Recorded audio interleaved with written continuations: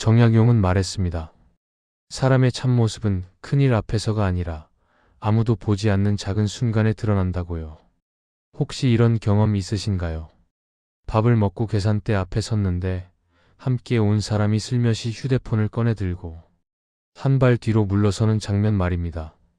그 순간 마음 한쪽이 서늘해지는 걸 느끼셨을 겁니다. 이상한 일입니다. 돈이 아까워서 그런 게 아닙니다. 밥값이 부담되어서도 아닙니다. 그런데 왜 그 짧은 순간에 마음이 시리게 느껴질까요? 그것은 내가 당연히 계산할 사람으로 분류되었다는 감각 때문입니다. 상대의 머릿속에서 나는 이미 지갑을 열 존재로 정해져 있었고 그 결정은 말 한마디 없이 몸의 방향만으로 전달된 것입니다. 관계는 말보다 먼저 태도로 판별됩니다. 그리고 그 태도는 0.5초 안에 모든 것을 드러냅니다. 오늘의 주제를 눈치채셨나요? 저와 같이 이야기를 나누기 전에 구독과 좋아요 부탁드립니다. 우리는 흔히 관계를 대화로 판단한다고 생각합니다. 무슨 말을 하느냐, 어떤 표현을 쓰느냐로 그 사람을 안다고 믿습니다.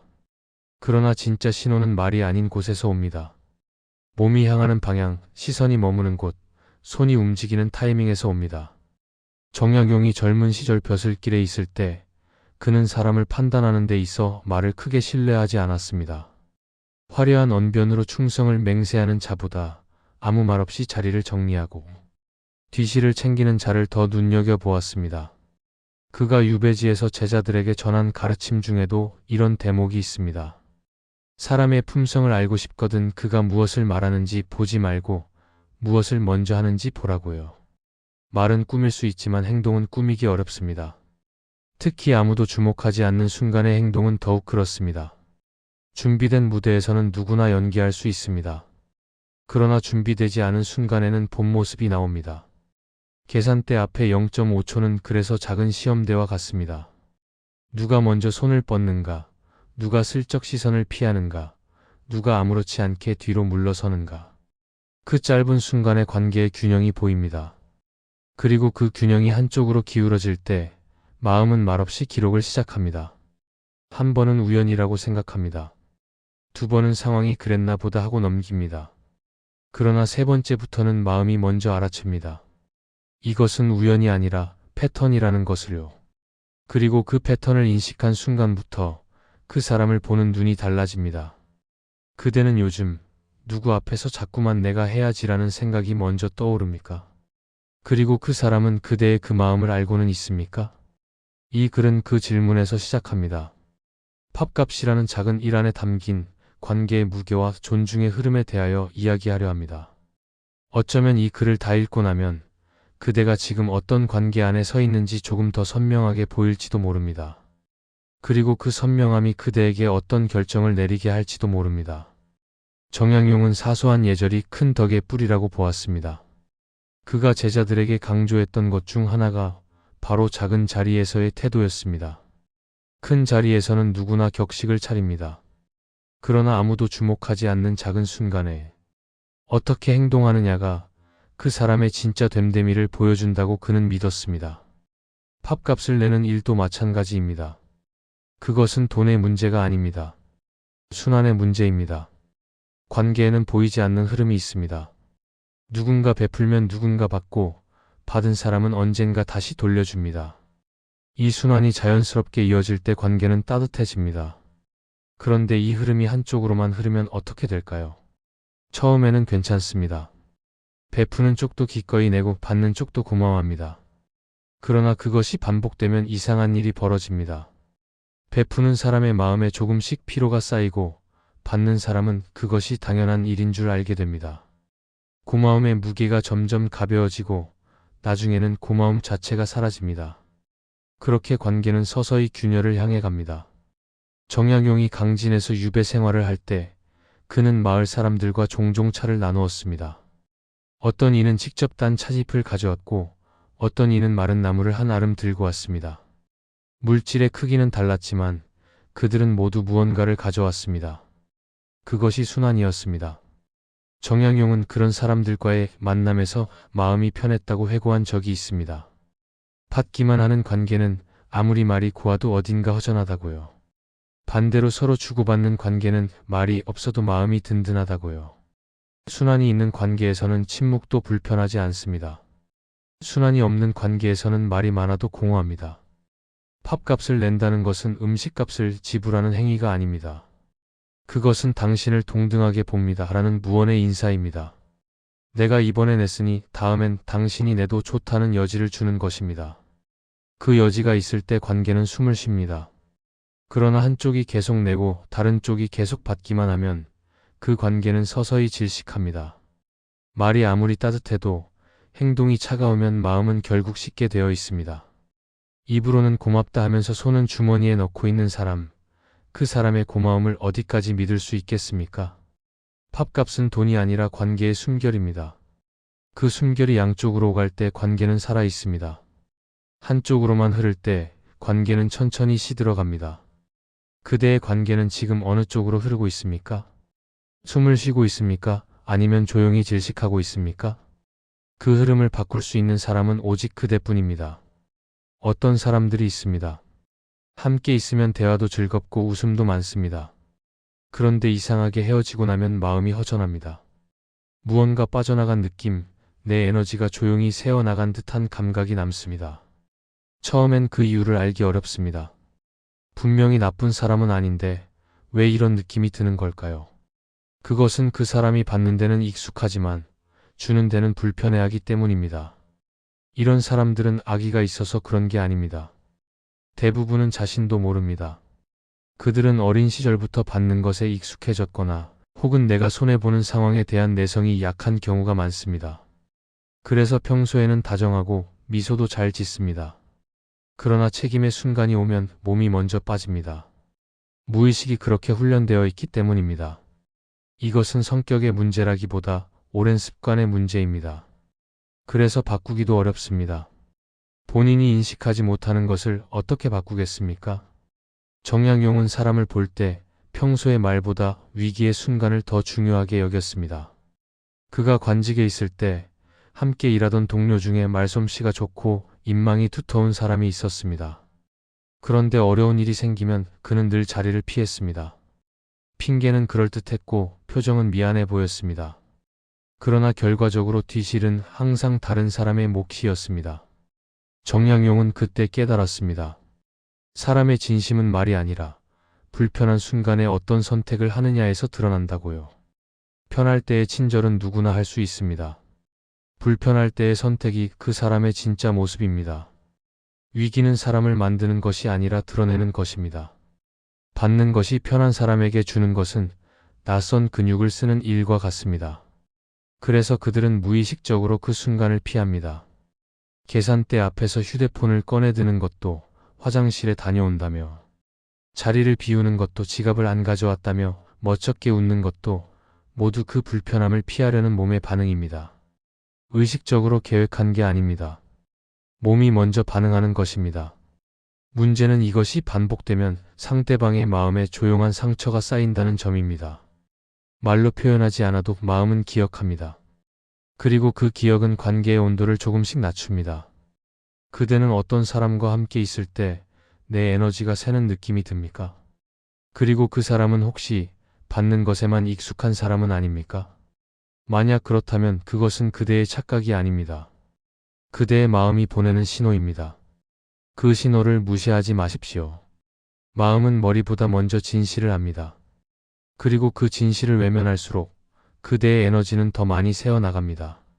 한 번은 넘어갈 수 있습니다. 오늘은 내가 낼게, 다음에 내가 사라고 가볍게 말할 수 있습니다. 두 번도 그럴 수 있습니다. 바쁜 사람이니까 요즘 힘든가 보다 하고 이해할 수 있습니다. 그러나 세 번째부터는 다릅니다. 입으로는 아무 말하지 않아도 마음이 먼저 기억합니다. 이번에도 내가 냈다는 사실을요. 사람의 마음속에는 보이지 않는 장부가 있습니다. 누가 언제 무엇을 했는지, 누가 언제 무엇을 하지 않았는지를 기록하는 장부입니다. 이 장부는 의식적으로 열리는 게 아닙니다. 관계의 균형이 기울어질 때 저절로 열립니다. 그리고 한번 열린 장부는 쉽게 닫히지 않습니다. 우리는 스스로를 너그러운 사람이라고 생각합니다. 그런 사소한 것에 연연하지 않는다고 믿습니다. 그러나 마음은 정직합니다. 아무리 넘기려 해도 기울어진 저울은 기울어진 대로 기억됩니다. 머리는 잊으려 해도 마음은 잊지 않습니다. 그것이 인간입니다. 정약용이 유배지에서 만난 어느 농부가 있었습니다. 그 농부는 말수가 적었지만 정약용이 아플 때면 약초를 캐다 주었고 겨울이면 땔감을 나누어 주었습니다. 정약용도 그에게 글을 가르쳐주고 농사에 도움이 될 만한 지식을 전해 주었습니다. 둘 사이에는 셈이 없었습니다. 주고받음이 자연스러웠기 때문입니다. 정약용은 훗날 그 농부를 떠올리며 이렇게 썼습니다. 진정한 벗은 셈하지 않아도 되는 사이라고요. 장부가 열리지 않는 관계, 그것이 진짜 편한 관계입니다. 계산하지 않아도 되는 사이, 그것이 진짜 가까운 사이입니다. 그러나 모든 관계가 그렇지는 않습니다. 어떤 관계에서는 한쪽이 계속 내고 다른 쪽이 계속 받습니다. 처음에는 베푸는 쪽도 기꺼이 합니다. 그러나 시간이 지나면 마음이 달라집니다. 기꺼움이 의무감으로 바뀌고 의무감이 피로감으로 바뀝니다. 그리고 어느 순간 깨닫습니다. 이 사람과의 대화가 더 이상 즐겁지 않다는 것을요. 웃고 있지만 마음은 웃지 않는다는 것을요. 만남이 기다려지지 않고 오히려 피하고 싶어진다는 것을요. 관계는 저울과 같습니다. 양쪽이 비슷한 무게를 실을 때 균형이 잡힙니다. 그러나 한쪽만 계속 무거워지면 저울은 결국 한쪽으로 쓰러집니다. 마음속에 장부가 열렸다는 것은 저울이 기울기 시작했다는 신호입니다. 그리고 기울어진 저울 위에서 나누는 대화는 따뜻함이 아니라 계산이 됩니다. 그대의 마음속에 장부가 열려있는 관계가 있습니까? 있다면 그 저울은 지금 어느 쪽으로 기울어져 있습니까? 그리고 그대는 그 기울어짐을 얼마나 더 버틸 수 있습니까? 저울이 쓰러지기 전에 그대가 먼저 결정해야 할 것이 있습니다. 정약용이 관직에 있을 때 사람을 판단하는 기준이 있었습니다. 그것은 큰 말이 아니라 작은 약속이었습니다. 나라를 위해 목숨을 바치겠다고 외치는 사람은 많았습니다. 그러나 정약용은 그런 말을 크게 신뢰하지 않았습니다. 대신 그는 작은 자리에서의 행동을 보았습니다. 약속한 시간에 오는가, 맡은 일을 끝까지 하는가, 사소한 빚을 잊지 않고 갚는가. 그런 것들을 보았습니다. 큰일 앞에서의 충성은 누구나 외칠 수 있습니다. 그것은 남들이 보는 자리에서 일어나는 일이기 때문입니다. 칭찬받을 수 있고 인정받을 수 있습니다. 그러나 작은 자리에서의 공평함은 다릅니다.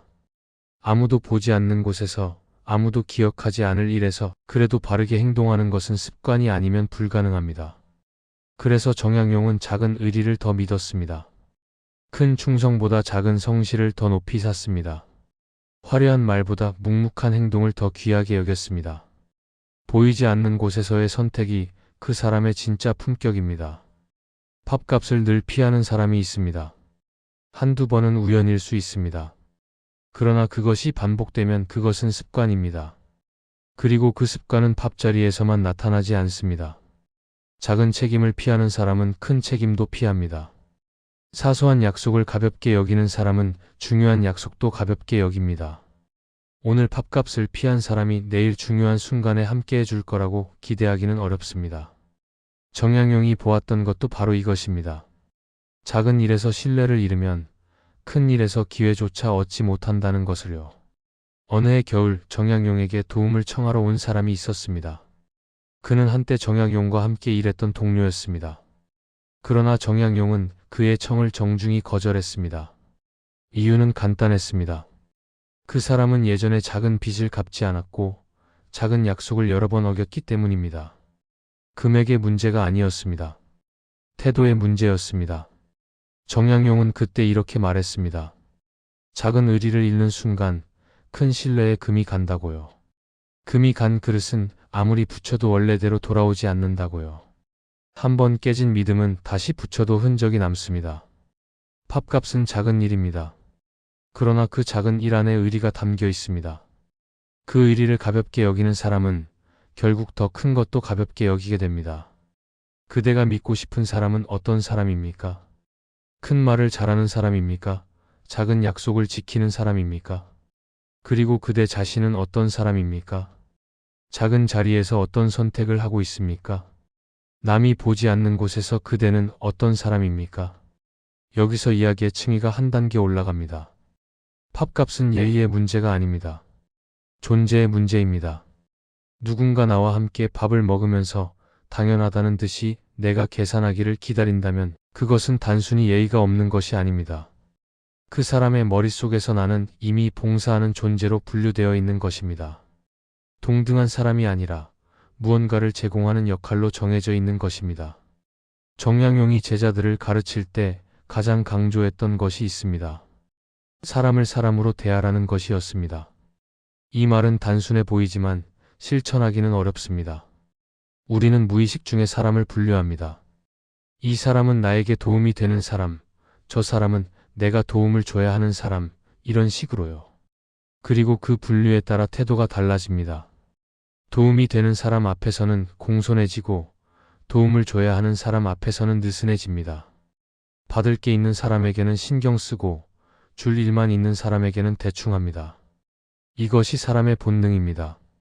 그러나 본능대로 사는 것이 올바른 것은 아닙니다. 문제는 이 분류가 상대방에게도 느껴진다는 점입니다. 말로 표현하지 않아도 태도에서 드러납니다. 눈빛에서, 말투에서, 계산대 앞에서의 0.5초에서 드러납니다. 그리고 그것을 느낀 상대방의 마음에는 조용한 상처가 생깁니다. 내가 이 사람에게는 그 정도 존재인가 하는 상처입니다. 그 상처는 말로 표현되지 않습니다. 그러나 마음에 남습니다. 그리고 쌓입니다. 쌓인 상처는 언젠가 관계를 무너뜨립니다. 정약용은 유배지에서 신분이 낮은 사람들과 많이 어울렸습니다. 농부, 어북, 품팔이꾼들과 차를 마시고 이야기를 나누었습니다. 그런데 그가 그들을 대하는 태도는 조정에서 관료를 대하던 태도와 다르지 않았습니다. 그것을 본 제자가 물었습니다. 왜 그리 공손히 대하십니까? 정약용은 답했습니다. 사람의 값어치는 지위로 정해지지 않는다. 누구든 내 앞에 있는 사람은 나와 동등한 존재라고요. 그것이 정약용이 사람을 대하는 원칙이었습니다. 신분이 높든 낮든 부유하든 가난하든 내 앞에 있는 사람은 나와 같은 무게의 존재라는 것입니다. 내 시간과 마음을 당연하게 쓰는 사람은 나를 도구로 취급하는 것입니다.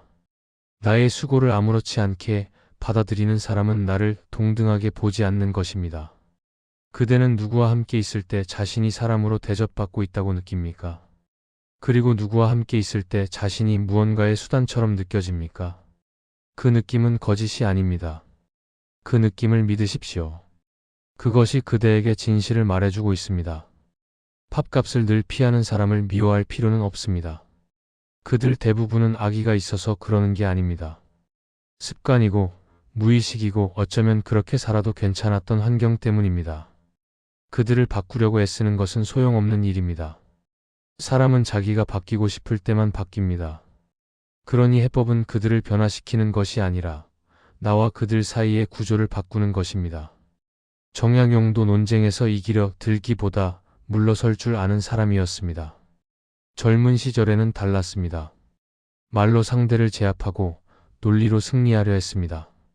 그러나 유배 생활을 거치면서 그는 달라졌습니다. 이기는 것보다 자신을 소모시키지 않는 것이 더 중요하다는 걸 알게 되었습니다. 모든 싸움에서 이길 필요는 없습니다. 모든 관계를 유지할 필요도 없습니다.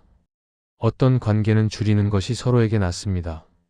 그래서 그는 불필요한 논쟁을 피했고 자신을 지치게 하는 관계에서는 조용히 거리를 두었습니다. 에너지를 아끼는 것도 지혜라는 걸 그는 알았습니다. 거리를 둔다는 것은 관계를 끊는다는 뜻이 아닙니다. 구조를 바꾼다는 뜻입니다. 다음에 밥을 먹을 때 먼저 말합니다. 오늘은 각자 계산하자고요. 담담하게 미안해하지 않고 말합니다. 혹은 만남의 빈도를 줄입니다. 일주일에 한 번 만나던 사람을 한 달에 한 번 만납니다. 원망하지 않고 설명하지 않고 그냥 조용히 조정합니다. 상대방이 변하기를 기다리는 것이 아니라 내가 먼저 규칙을 바꾸는 것입니다. 변명도 필요 없고 허락도 필요 없습니다. 내 관계는 내가 정합니다. 그것이 어른이 되는 것입니다. 이렇게 하면 처음에는 불편합니다. 특히 착한 사람일수록 불편합니다. 내가 너무 옹졸한 건 아닌가, 밥값 가지고 이러는 게 맞나 하는 생각이 듭니다. 그러나 그것은 착함이 아닙니다. 자기 소모입니다. 진짜 착함은 나를 지키면서 남에게도 해를 끼치지 않는 것입니다. 나를 깎아가면서 남을 편하게 해주는 것은 착함이 아니라 희생입니다. 그리고 희생은 오래가지 못합니다. 따뜻함은 유지하되 기준은 단단해야 합니다. 그래야 관계도 오래가고 나도 오래갑니다. 정약용이 제자들에게 한 말이 있습니다. 군자는 남을 미워하지 않으되 자신을 지킬 줄 안다고요. 거리에 규칙을 세우는 것은 미움이 아니라 자기 보호입니다. 그대가 세워야 할 규칙은 무엇입니까? 그리고 그 규칙을 세우는데 무엇이 그대를 망설이게 합니까? 그 망설임을 넘어서는 것이 그대를 지키는 첫걸음입니다. 관계를 정리하면 처음에는 썰렁합니다. 함께 밥 먹던 사람이 줄고 연락하던 사람이 줄고 약속이 줄어듭니다. 그러면 마음 한쪽이 허전해집니다. 내 착함이 할 일을 잃어서 그렇습니다. 베풀던 습관이 갈 곳을 잃어서 그렇습니다. 그 공허함이 불편해서 다시 예전으로 돌아가는 사람도 있습니다. 익숙한 피로가 낯선 평화보다 편하게 느껴지기 때문입니다. 그러나 그 공허를 조금만 견디면 이상한 일이 벌어집니다.